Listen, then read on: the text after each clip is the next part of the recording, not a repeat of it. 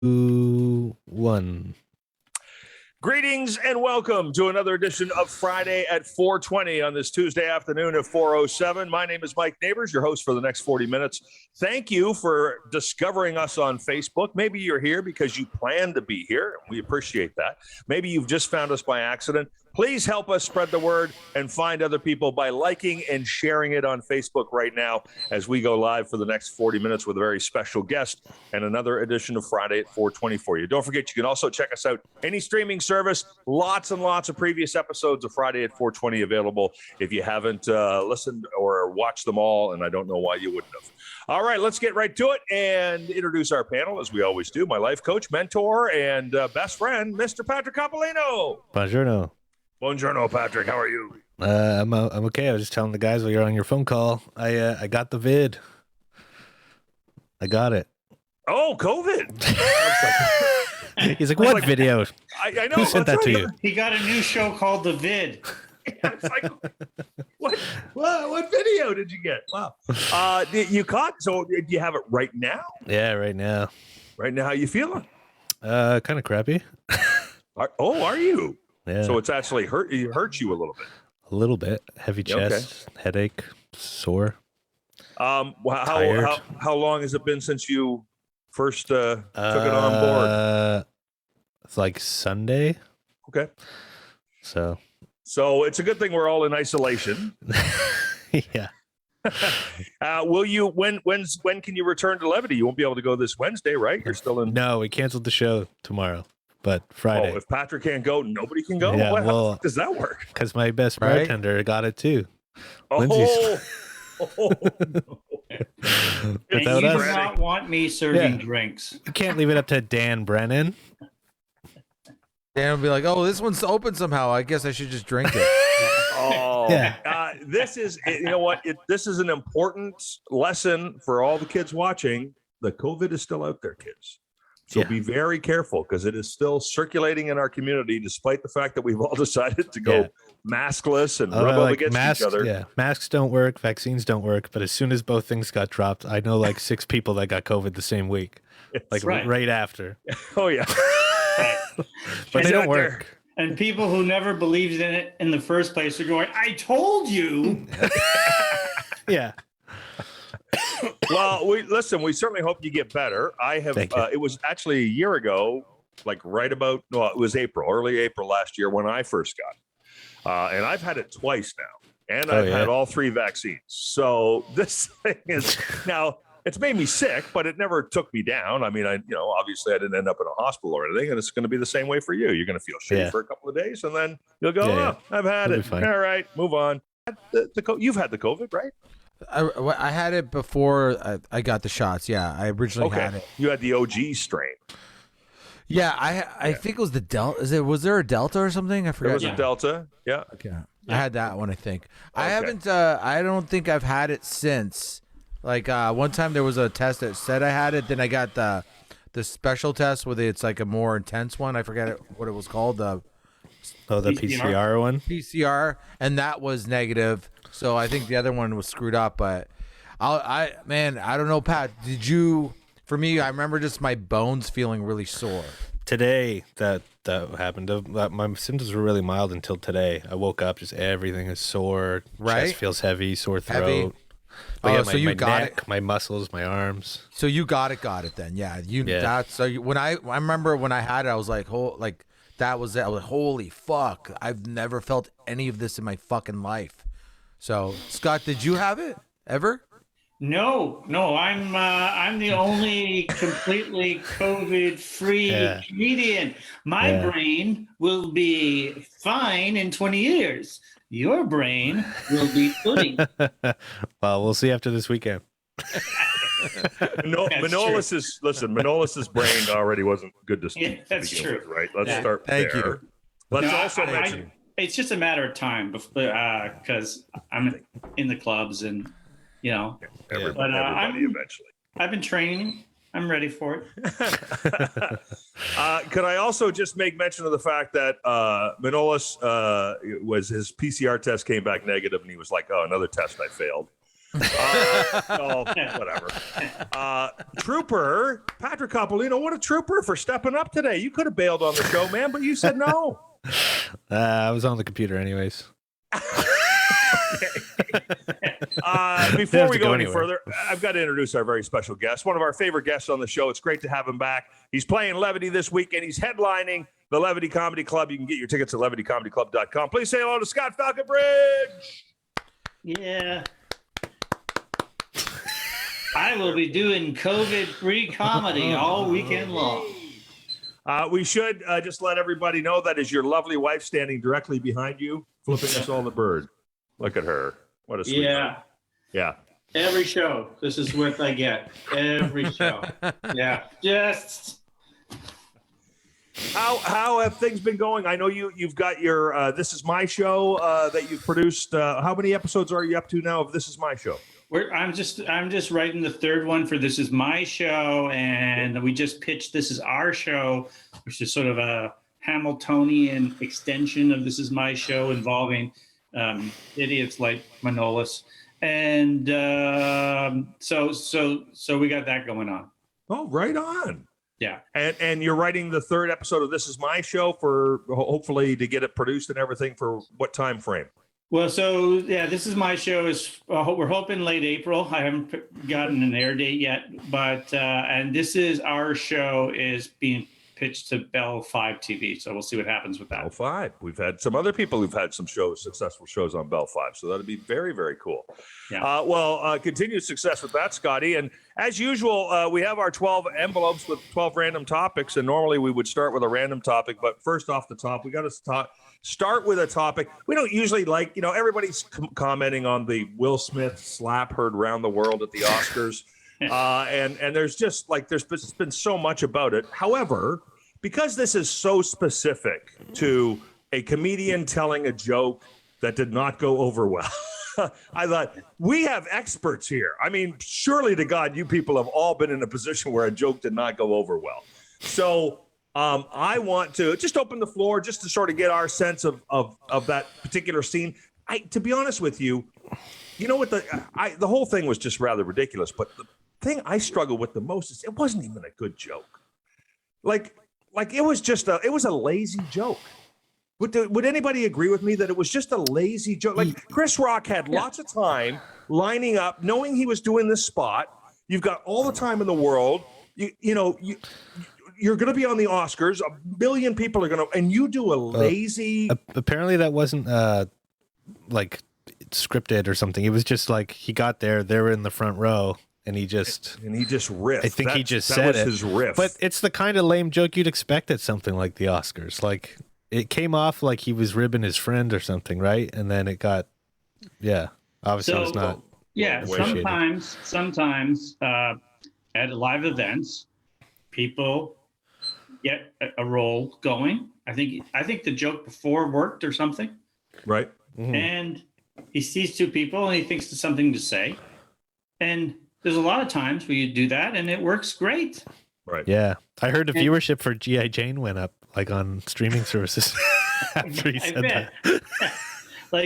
It's live comedy. I know it's not the whole purpose of the presentation of the Oscars but they hire comedians to do those sorts of things. And often there's a huge payoff. And admittedly, I didn't think it was the best choice, but that's what he did. Yeah. And the question then becomes, what do you do about it? Well, imagine Will Smith ignored it. Imagine Will Smith just laughed it off, and then he introduced the documentaries, and then the night would have just went on. It would have been a lame joke. It would have been a lame joke. No one would even literally by the time the winner of the best documentary came up, they would have forgotten about it already. Sure. It would have been over. Yeah. It wasn't that intense. It wasn't that oh my God, I can't believe you just said that. No, it wasn't. It was I would call it lame tame. Right. It's kind of a lame tame. Whatever. And we all do it.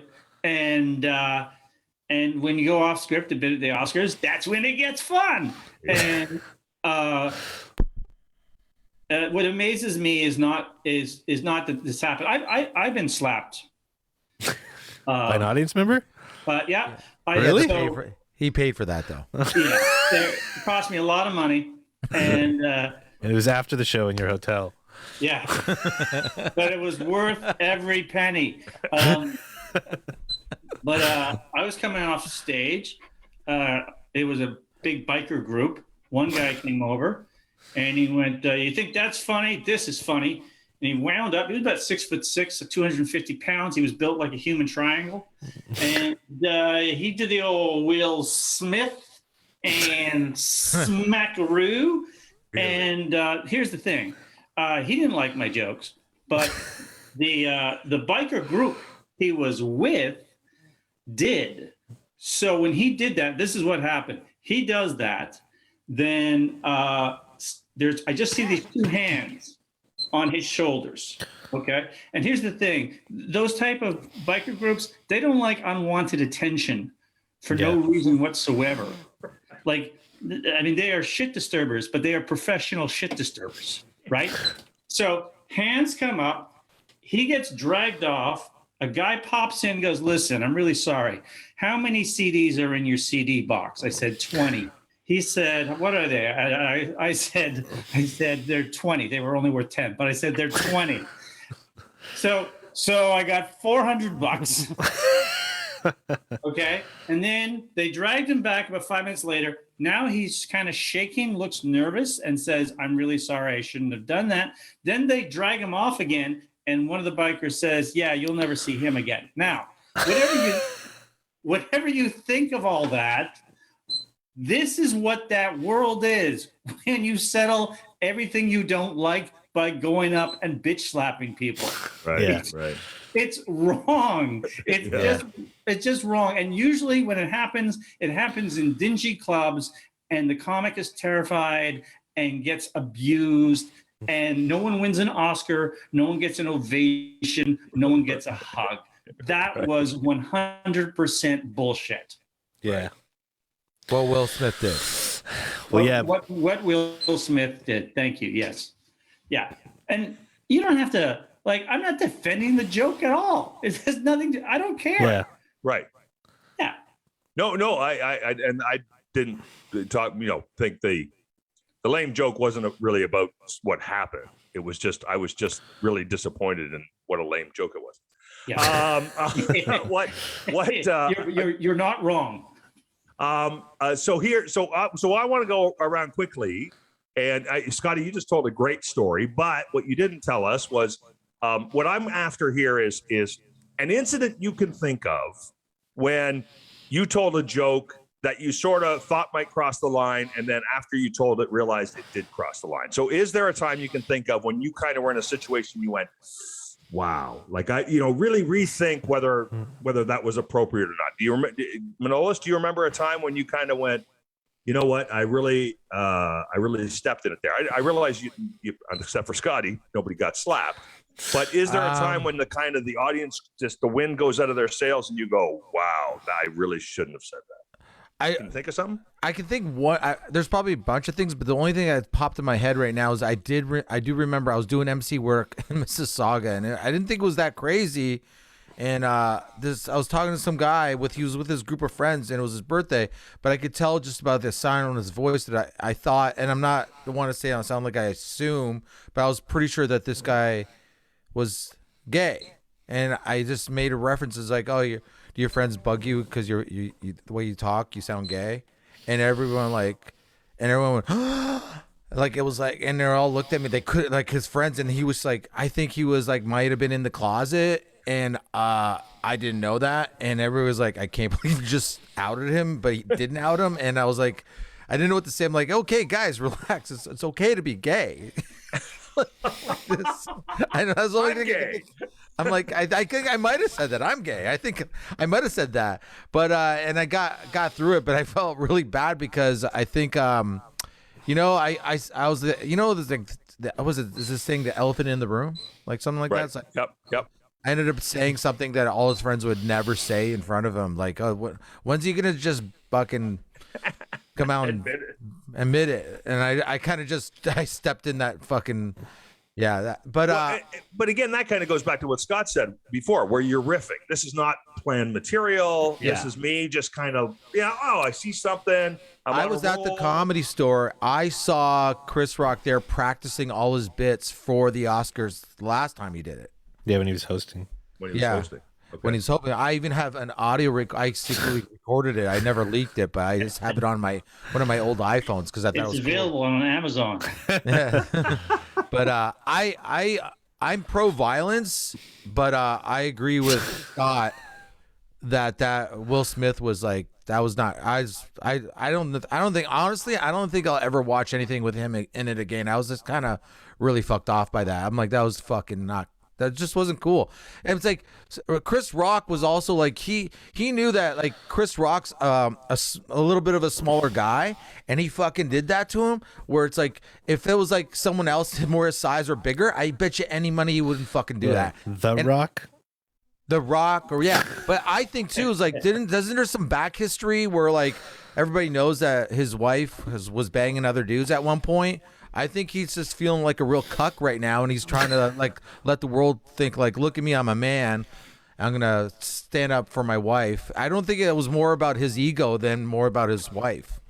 But that's you know what? I think anytime a guy does that, right? I mean, his wife wasn't under threat. So he's not now protecting her life. He's now protecting his, you can't attack my wife. It's my ego. So he made himself the story. It was fucking gross, dude. It was fucking gross. Patrick, is there a time you could think of when you said something and you were like, wow, you know what? I wish I could reel that one back in, or... I don't know if I necessarily I tell a lot of personal stories. So if anything, I am just guilty of sharing too much about myself. I don't know if I crossed any line that offended anybody, but definitely early on when I was new, I know there was one in particular. You might have been there, Manolis, when we were doing a show at the Doors pub, and it was about, the premise was it was an anti-homophobic joke, but it was about like the difference between befriending a gay person versus someone you already friends with coming out as gay or something like that. I can't remember, but the point was that there's no difference, right? Like, who cares?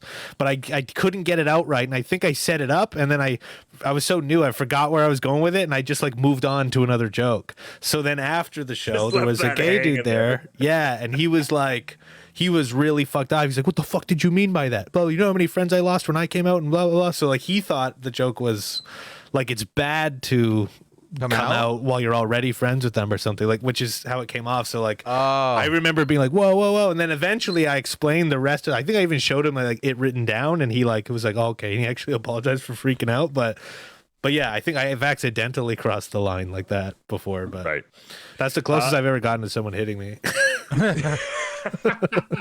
Scotty, aside from the biker, was there anything in particular that you said at that biker show that you think was was that guy upset about one joke, or he just didn't like the cut of your jib? I to this day I don't know. Okay.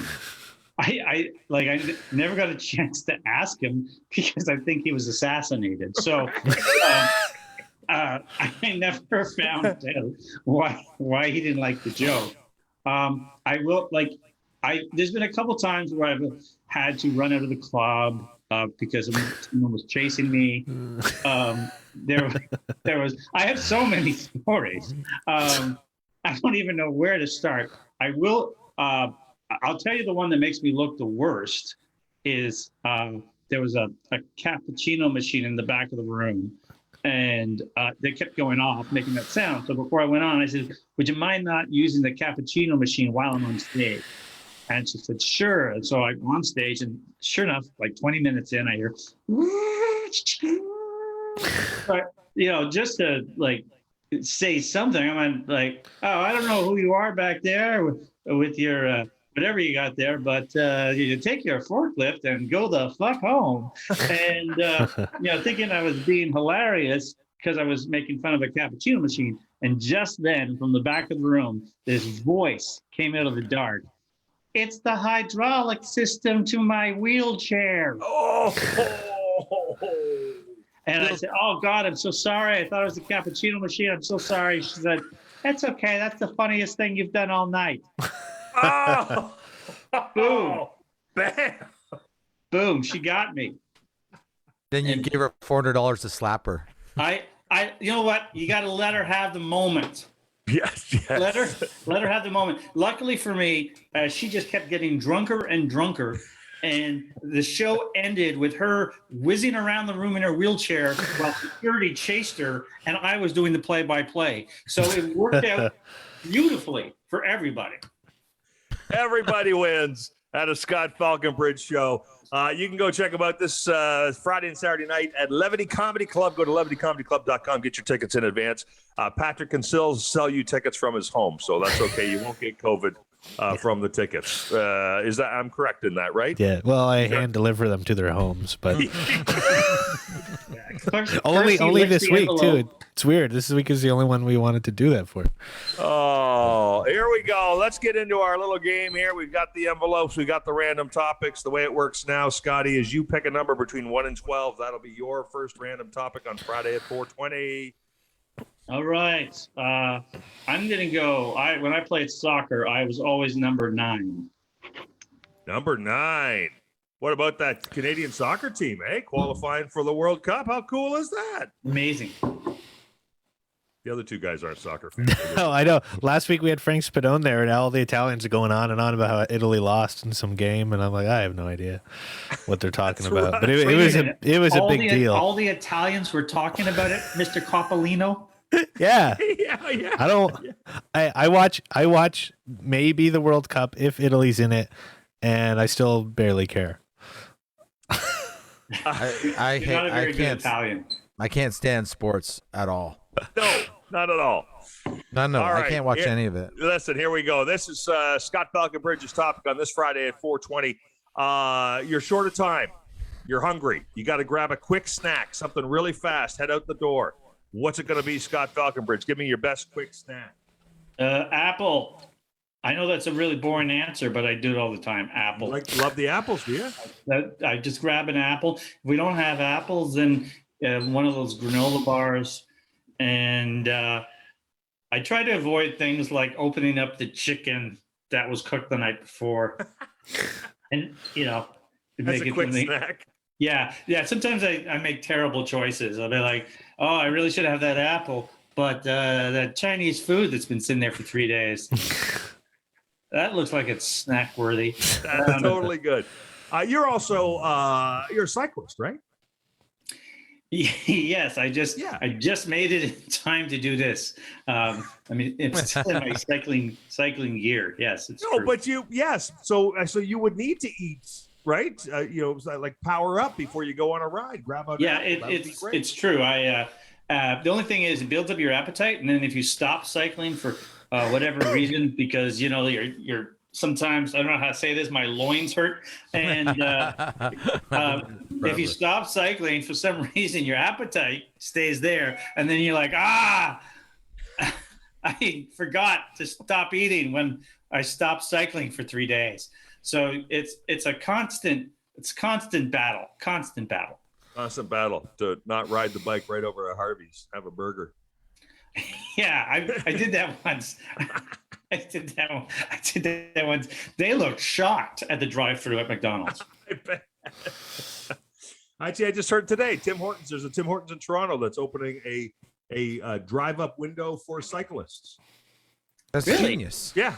I love it. Pull up and grab a little power to go and What was wrong with the regular drive-thru?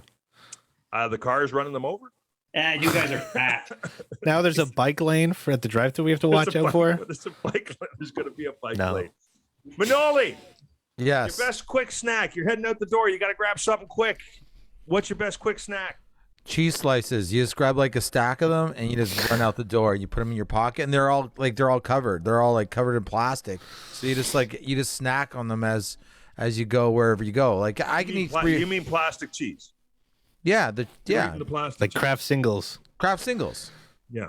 I'll drink. By the end, it's drinkable. But I grab 3 or 4 of them, put in my pocket, and then I open one at a time, and I fold them into like 4, and I eat it like a little sandwich. And I don't know, like Because it's like when I was a kid, I wasn't allowed to do that. You're like, you can't eat all the cheese. You know, it's like as when adults are just, children without rules, right? So I just thought, oh, right, I can eat. Why now I can finally eat 4 of these at a time. It's like. Just so you know, some adults just become adults. They don't necessarily become. And I feel sorry for those people.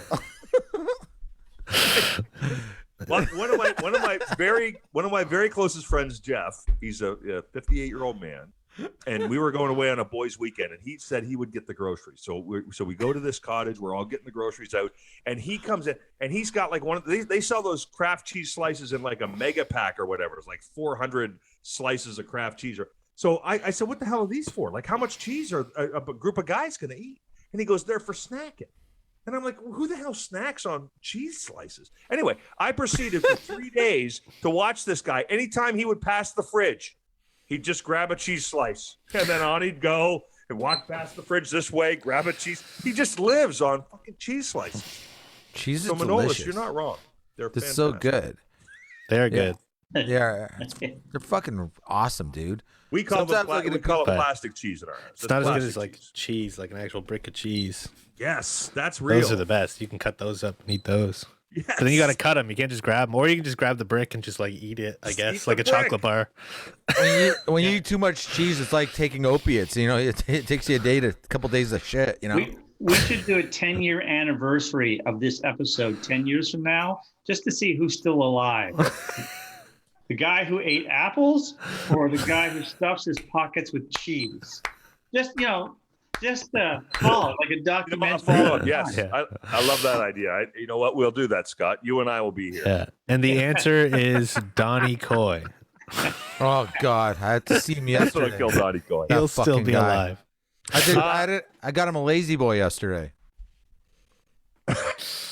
Didn't we just bring one up to his house like in the last few years? No, that was like 10 years ago, Pat. Oh, it was? Yeah. This is his fourth one, his fourth lazy boy. His second one, he took a shit in.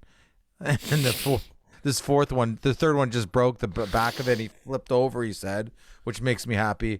And I just bought an archery bunker one for like $50 at some thrift store. How did we get here?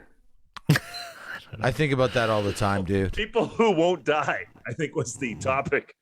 Patrick Coppolino, give me a quick snack. What's your quick snack? Heading out the door, grab me a quick snack.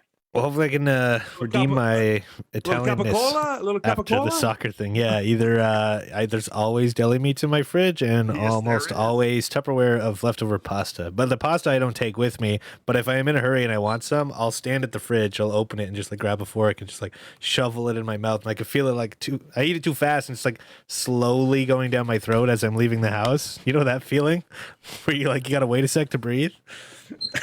Still settling. Jim, it's definitely you and me in 10 years. Absolutely. All right. Here we go. Time for Manoli. Manoli, are you going to pick a number between 1 and 12, not number 9? Okay, I got a number written down. Patrick, you ready? Okay. It's between 1 and 12. Number 7. Yes! Really? Oh my God. We did it. Maybe psychics. It's the COVID. We're psychic psychics. Yeah. We're psychics. We finally did it. We did it. Right. We did it. You don't have like 12 numbers written down, do you? And he just picks one. He lied last time though. He was like he wrote one down and then someone said 6 and he goes yes and he shows it. I'm like no way. That was for sure a 9 and he's like fuck you got me. He turned the 9 upside down. All right, here we go. Manoli, your topic on Friday at 4:20 with our special guest, Scott Faulconbridge. Would you rather? Oh, it's a would you rather question. They're always fun. Would you rather go to the dentist or the doctor?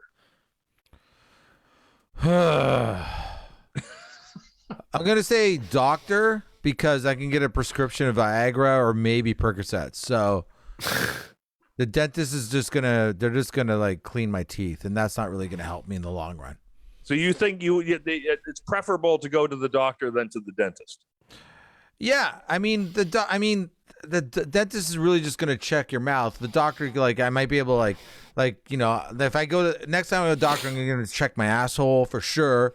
I'm going to get some prescription for try to get a prescription for Percocets, and then I'm gonna get a prescription for like Viagra and maybe have some on or sell them, shit like that. All right, so excellent. So you see it as a money-making opportunity going to the doctor. Well, make some money and have some fun. But yeah, I mean, I guess at the same time, maybe I should see if I'm okay too. But that's another issue. Do you go to the doctor very often?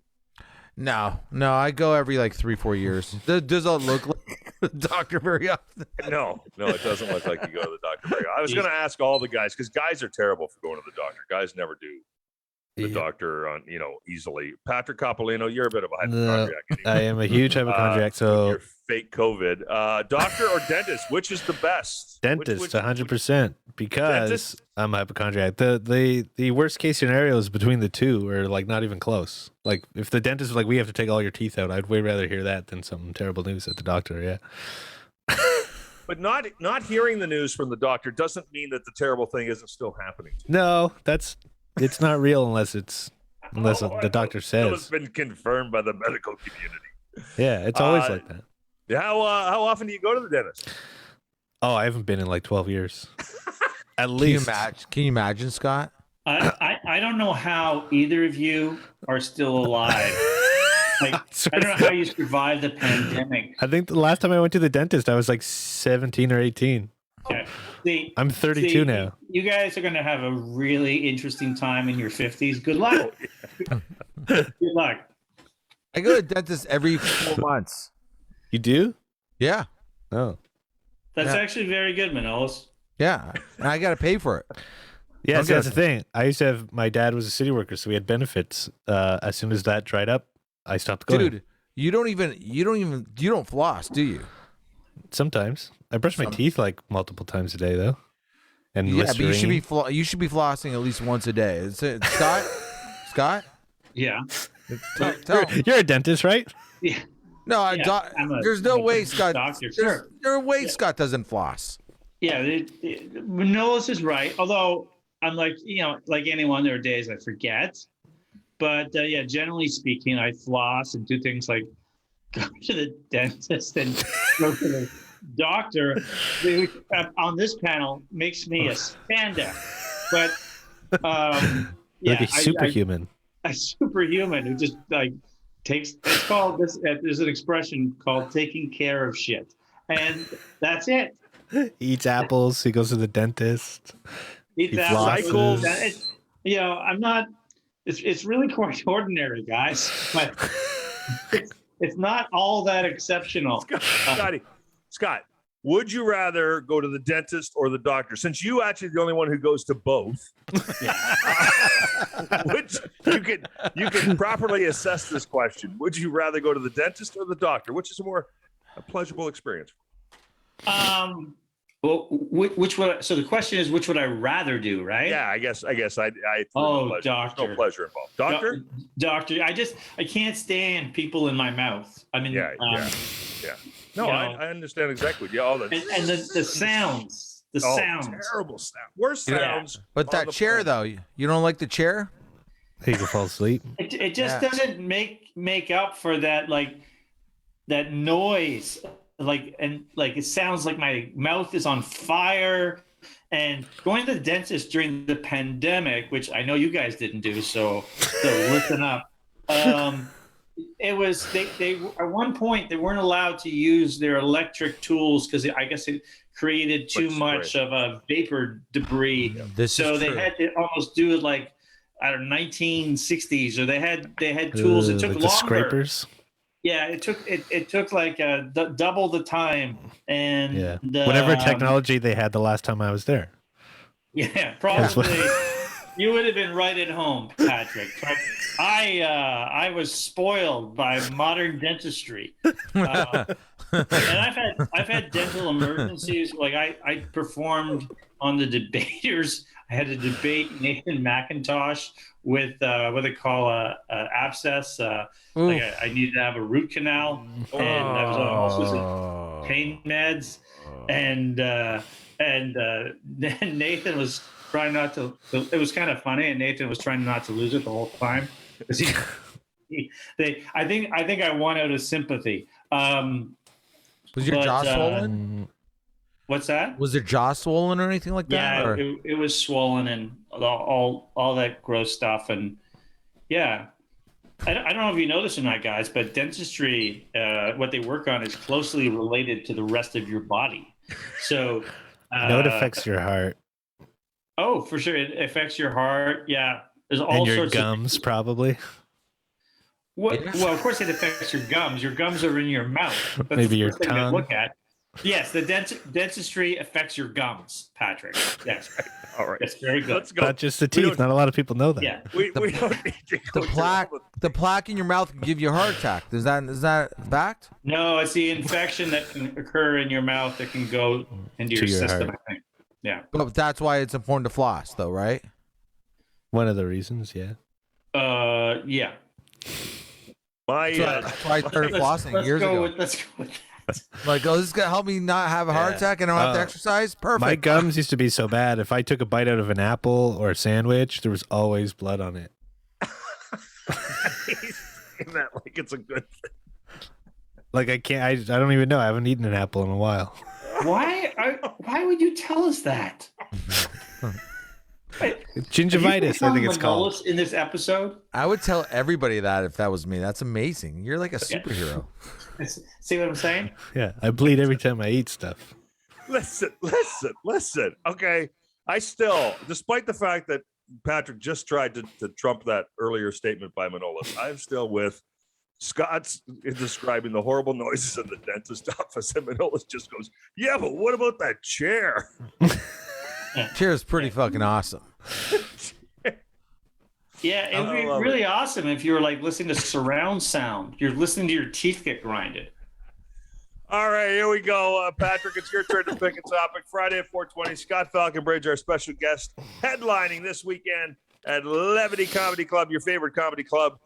Please, Patrick, if you're ready, pick a number between 1 and 12. I wrote a number down. Okay. Oh, I also want to mention Johnny Renton, super fan and Levity staff member in the chat. He said Pat does floss just when he's singing karaoke. I do the floss dance. Oh, right. I do that. Nice. So, okay. That should help. Excellent. My gums. That's something. My dad is like, "Do you floss?" I'm like, "All the time." Okay, my number is number 3. No way! Really? Oh my God. 2 in a row. Whoa. We're competing with This is psychics crazy. here. Look. See, it's just one number on there. Yeah, that's crazy. Never take these guys to a magic show. That's pretty well. We went from never getting it to getting it both times. Yeah. 2 in a row. Scott, your good luck charm. It's me. It's all me. Absolutely. It's all Scott. All right, Patrick, here we go. Your topic on Friday at 4:20 is this one. Give me a moment, and I want you to think about that. I want you to think back to a moment in your life at some point when you thought, I'm pretty cool.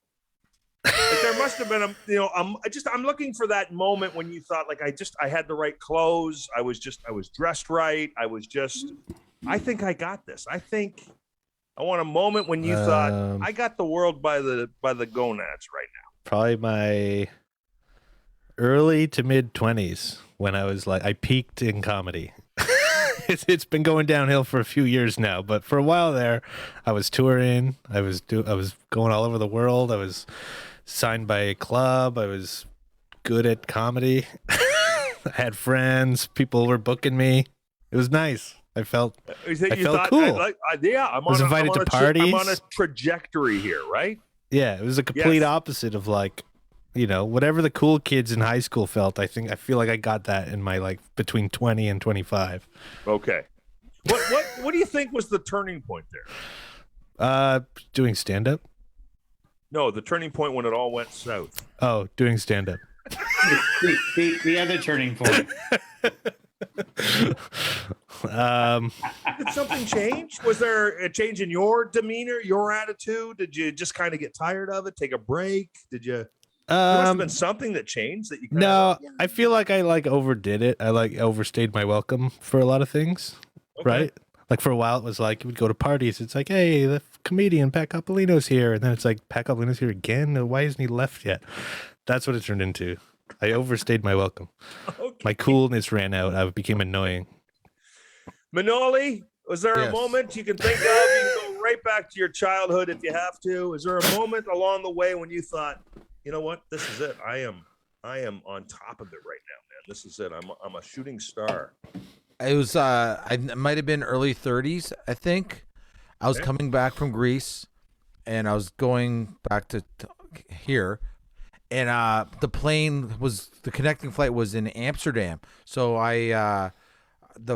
we lost the flight, so they had to put us in a hotel for the whole plane. Got a hotel for the night, so everybody just checked in the hotel. I've been in Amsterdam before, so I'm like, fucking right. I go downtown to Amsterdam, and I was looking for a bar that was still open because it was late, but I was in the red light district, and there was like this prostitute behind this door, and there was these three guys, and I didn't realize this. I was talking to this fourth guy, and they were trying to go like, how much? And the girl was like, no, I'm not, sorry. The second guy, can I come in? No. The third guy. So she's saying no to all these guys, and the fourth guy and me realize what's happening, and he goes, can I come in? And she's like, nope. And so now I'm the only one left. And I go, how about me? And she goes, yes, and waves me in. And I was like, wow. And I fucking went in, and I heard one of the guys say to the other guy as I was walking in, go, who the fuck was that guy? And that was the coolest I've ever felt. That was the perfect cool story. Yeah. I couldn't believe I was like this hooker like didn't want except four other guys. I was the fifth guy, and she was like, yeah, that's what I'm looking for. I love that the highlight of your life involved a hooker. A hooker accepting him. Like she was turning down and I just went in there, and we had sex, and we talked for a while, and then I walked out thinking I was pretty fucking rad. I went, woo, like this, and someone goes, fuck you, and I'm like, oh fuck, maybe I should just get home. And I was walking trying to find a cab, and I almost got jumped by like fucking 10 crackheads by a bridge, and this one guy kind of came up on me, and that was really quickly. Yeah. So this guy fucking asked me for change or something. I'm like, I don't got it. And he's like, come on. And it's like, no. And he put his hand on my shoulder. I'm like, hey, bud. And then he kicked me in my ass. He just kind of kicked me. And then there was like 7 other guys with him. They're all junkies though, but they were like looking for me to be like, fucking, oh shit. Like I was going to be like, please don't hurt me. Like they're going to mug me. So I made a stance. I'm like, you want to fucking go? I just went crazy. I'm like, who wants it? Who? I'm started pointing at each guy. I'm like, you, let's fucking go. Like just fucking went nuts because I knew I had to go nuts or I was going to die. And they had scattered. And then I got in a fucking cab and went back to the hotel and then went to Hamilton the next day. What a night. Wow. That is a night. Yeah. And listen, by the way, until you've been threatened by a group of Dutch crackheads, you don't know what fear is. Yeah. Yeah, that's two supreme moments in the same night. In the same night. All right, Scotty, give me your cool moment. One moment. There probably were so many. You don't know what to choose from, but one moment when you really like that feeling, when you really thought, damn it, man, I am on top of the world right now. Besides yesterday when I asked you to do our show.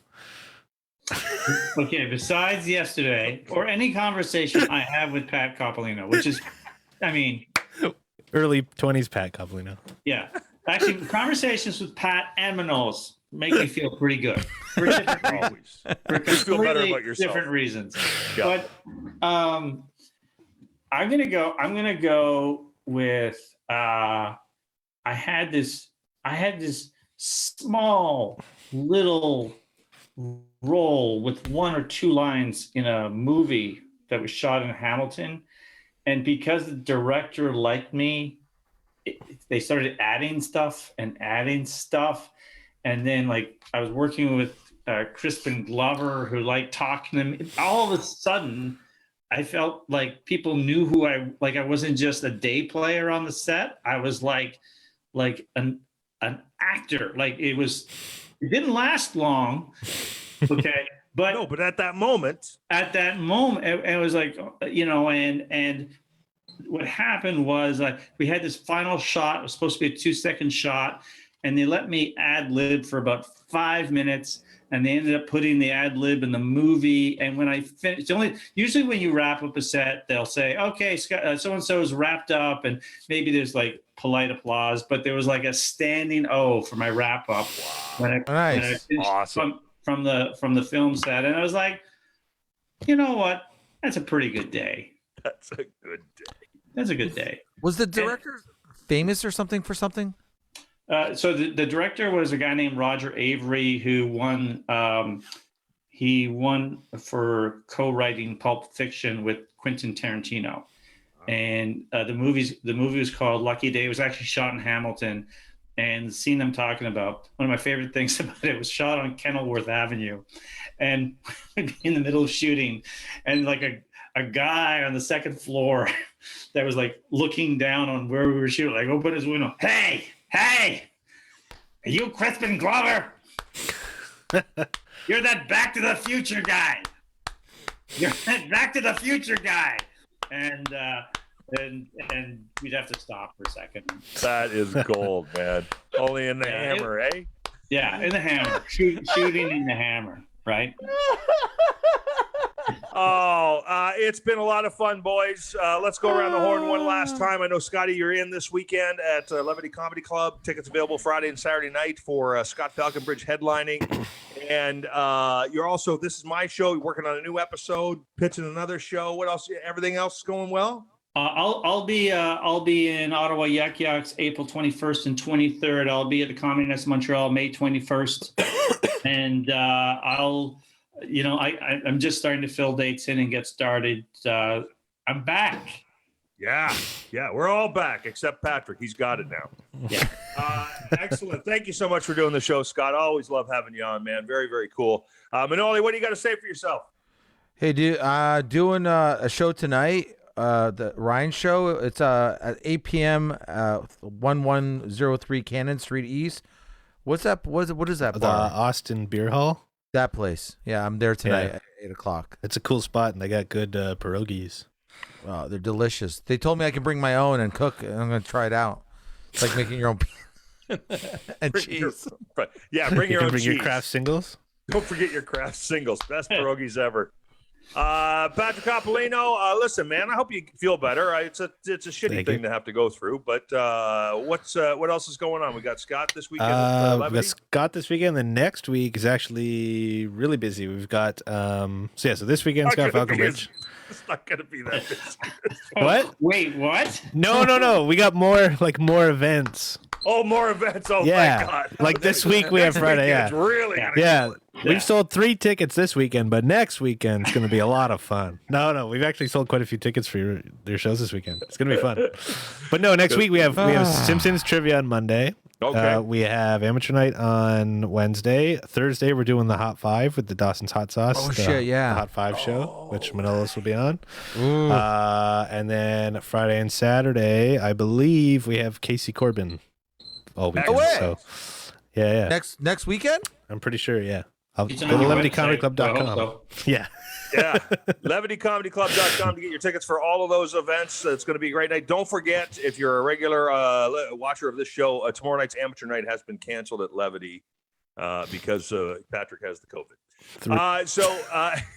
Until we get a chance to talk again, thanks to our guest, Scott Faulconbridge. Thanks to our panel. And most of all, thanks to you for watching and viewing a little Friday at 420.